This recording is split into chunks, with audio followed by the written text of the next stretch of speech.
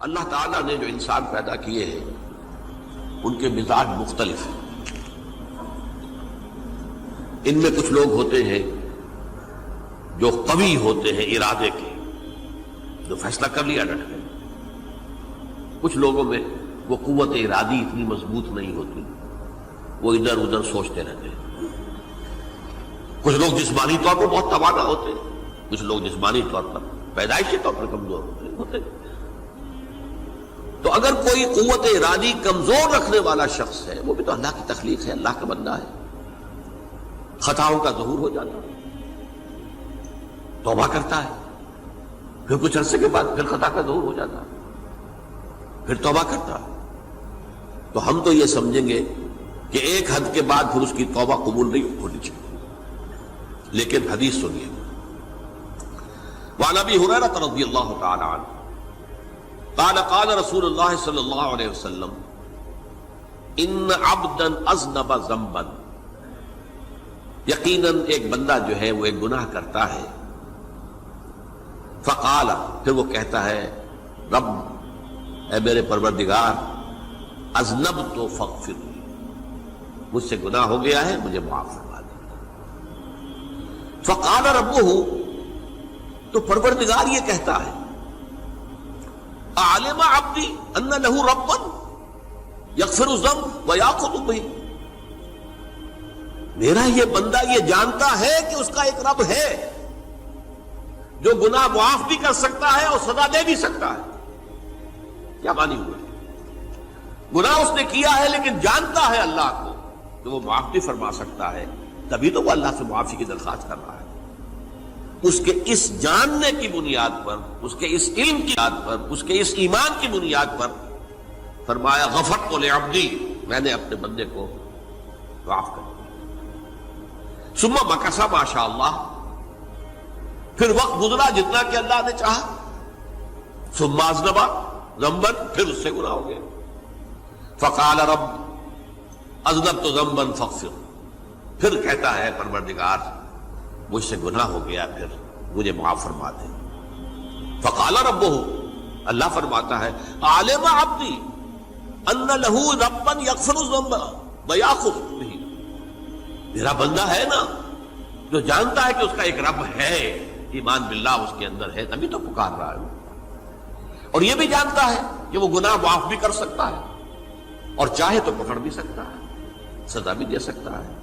تو فرمایا، اللہ تعالیٰ فرماتے ہیں میں نے فرمایا کہ میں نے معاف کر دیا. ثم مکث ما شاء اللہ، پھر ایک عرصہ گزرا اس کے بعد.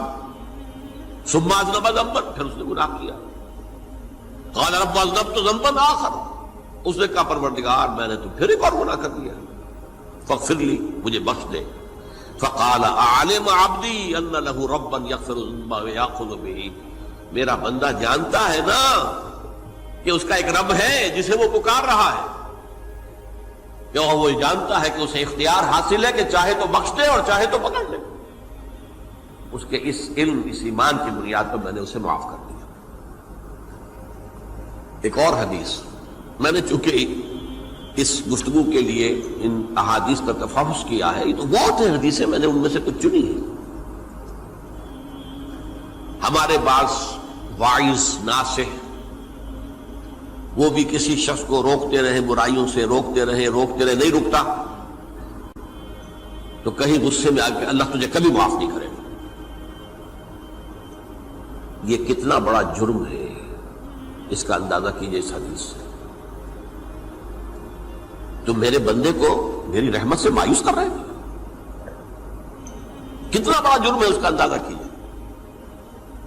یہ مسلم شریف کی روایت ہے عن جندب، حضرت جندب رضی اللہ تعالی عنہ سے، ان رسول اللہ صلی اللہ علیہ وسلم حدث، کہ اللہ کے رسول صلی اللہ علیہ وسلم نے ایک واقعہ بیان کیا. ان رجلا قال،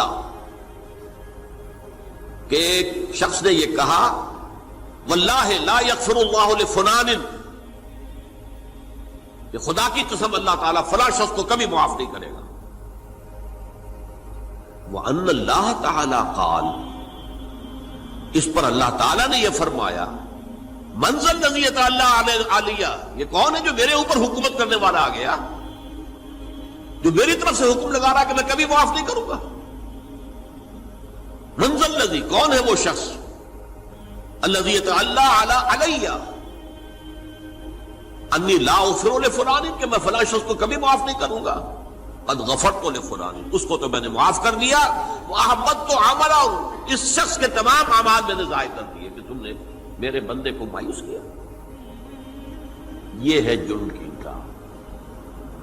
تو توبہ کی دعوت دیتے رہو، توبہ کے لیے لوگوں کو آمادہ کرتے رہو، توبہ جو ہے اس کے لیے ترغیب دیتے رہو، اللہ تعالیٰ معاف فرمانے والا۔ اب آخری حدیث سنا رہا ہوں، یہ تو بہت ہی عجیب حدیث ہے اور متفق علیہ، یہ بخاری اور مسلم دونوں میں۔ حضرت ابو سعید الخدری رضی اللہ تعالی عنہ جو ہے وہ اس کے راوی ہیں۔ حضور نے فرمایا کانا فی من کانا قبلکم رجل قتل 99 نفسا، تم سے پہلے جو امت تھی بنی اسرائیل، گویا کہ ان کا ذکر ہے، اس میں ایک آدمی ایسا تھا جس نے 99 قتل کیے تھے۔ اب آپ اندازہ کیجئے کتنا بڑا گناہ کبیرہ ہے قتل۔ قرآن مجید میں آتا ہے وَكَأَنَّمَا قَتَلَ النَّاسَ جَمِيعًا، اگر ایک انسان کو بھی ناحق قتل کر دیا گیا تو یہ ایسی ہے گویا کہ اس نے پوری نوع انسانی کو قتل کر دیا، اس نے 99 قتل کی۔ فَهَلْ لَهُ مِن تَوْبَةٍ، پھر اس کے بعد یہ ہوا کہ اس کے اندر توبہ کا جذبہ پیدا ہوا۔ فَسَأَلَ عَنْ أَعْلَمِ أَهْلِ الْأَرْضِ، تو اس نے پھر سوال کیا، لوگوں سے پوچھا کہ زمین میں رہنے والوں میں کون سب سے بڑا عالم ہے؟ فَدُلَّ عَلَى رَاهِبٍ، تو اسے بتایا گیا فلاں راہب فلاں جگہ پر ہے، وہ بہت نیک ہے، بڑا عالم ہے۔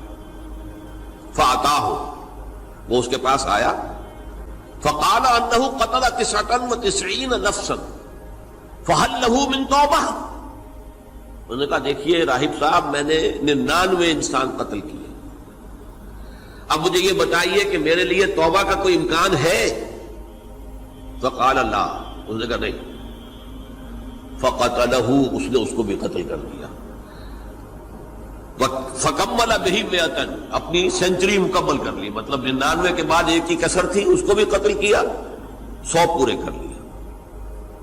ثُمَّ سَأَلَ عَنْ عَالِمِ أَهْلِ الْأَرْضِ، پھر اس نے پوچھا کوئی اور کوئی بڑے عالم انسان ہو۔ فَدُلَّ عَلَى رَجُلٍ عَالِمٍ، پھر اس کی رہنمائی کی گئی ایک بڑے عالم شخص کی طرف۔ فَقَالَ إِنَّهُ قَتَلَ 100 نَفْسٍ، تو اس نے وہاں جا کر کہا کہ میں 100 انسان ہلاک کر چکا ہوں، قتل کر چکا ہوں۔ فَهَلْ لَهُ مِن تَوْبَةٍ، میرے لیے توبہ کا کوئی امکان ہے؟ فَقَالَ نَعَمْ، کہا کیوں نہیں، 100 قتل کیے تب بھی کیا ہے، توبہ کا راستہ دروازہ کھلا ہوا، مَا لَمْ يُغَرْغِرْ، جب تک کہ وہ گھنگرو نہیں بج رہا اس وقت تک تمہارے توبہ کا دروازہ کھلا ہوا ہے۔ فرمایا نعم، وَمَن يَحُولُ بَيْنَهُ وَبَيْنَ التَّوْبَةِ، تمہاری توبہ کے درمیان اور تمہارے درمیان کون حائل ہو سکتا ہے؟ توبہ کا دروازہ کھلا ہے۔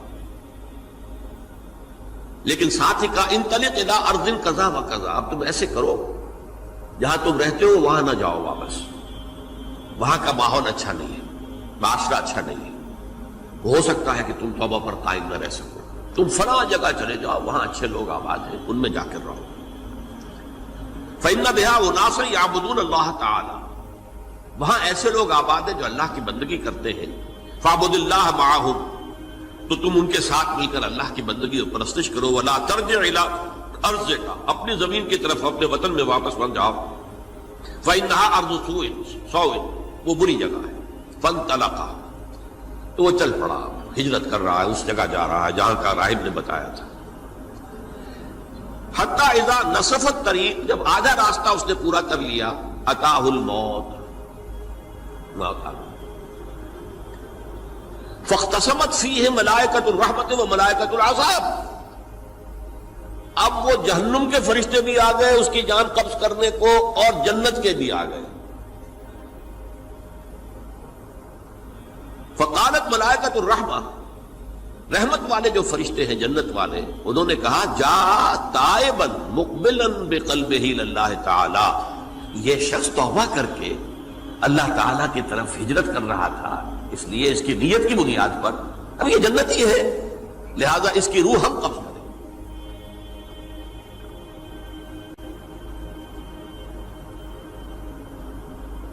وقالت الملائکۃ العذاب، اور وہ جو عذاب والے فرشتے ہیں وہ کہیں گے انہ لم یعمل خیرا قط، تو نے توبہ کے بعد کوئی نیک عمل تو کیا ہی نہیں، تو کس بنیاد پر اس کو تم جنت میں لے جاؤ گے؟